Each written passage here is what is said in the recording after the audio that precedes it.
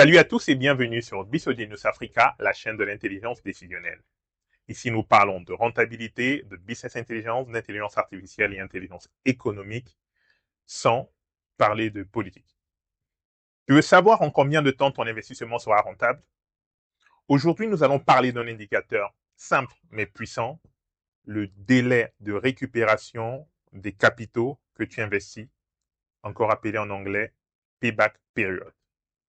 Le payback period est tout simplement le temps nécessaire pour commencer à récupérer l'argent que tu as investi au départ.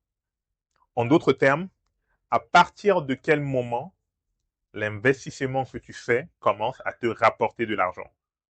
C'est un indicateur qui peut être utilisé en finance, en entrepreneuriat ou même pour des projets personnels comme l'achat d'un bien immobilier. Prenons un exemple simple. Supposons que tu investisses 1 million de francs CFA dans un projet et que chaque année, ce projet te rapporte 250 000 francs CFA. On va faire le calcul.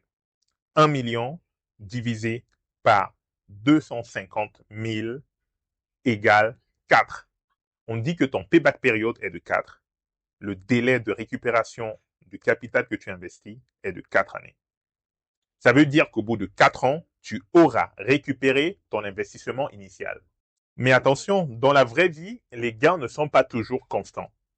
Imaginons un instant que dans ton projet, en première année, tu as 200 000 francs. En deuxième année, ça te rapporte 300 000 francs. En troisième année, tu gagnes 400 000. Et en dernière année, tu gagnes 200 000. Donc, on fait le cumul. Au bout de la première année, tu auras 200 000 francs. Au bout de la deuxième année, tu auras 500 000 francs. Au bout de la troisième année, tu auras gagné 900 000 francs. Et au bout de la quatrième année, tu auras 1 100 000 francs CFA. Ton investissement est donc récupéré entre la troisième et la quatrième année. Le payback period, ou délai de récupération des capitaux investis, présente plusieurs avantages.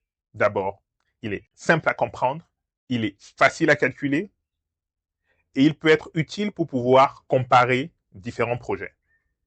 Mais le payback period a aussi des limites.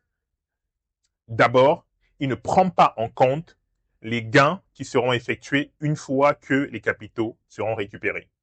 Il peut être trompeur pour des projets qui s'étalent sur des termes plus longs. Il ignore la valeur de l'argent dans le temps parce que 1 million aujourd'hui, ça n'a pas la même valeur dans 5 ans, par exemple. Le payback period est un très bon indicateur, mais qui ne doit pas être utilisé seul.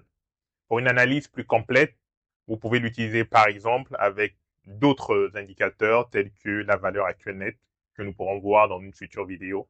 Et d'ailleurs, si vous ne voulez pas la rater, abonnez-vous à la chaîne et puis n'hésitez pas à partager pour les personnes que ça peut intéresser. Et puis, n'oubliez pas, comme nous disons souvent, l'Afrique a tout pour réussir et beaucoup à partager. L'Afrique a tout pour réussir et beaucoup à partager. Est-ce que cette vidéo vous a été utile? Est-ce que pour vous, lorsque vous lancez dans un projet financier, ça vous intéresse de savoir à partir de quel moment vous récupérez le capital que vous investissez? Vos commentaires m'intéressent. À bientôt sur Business Africa.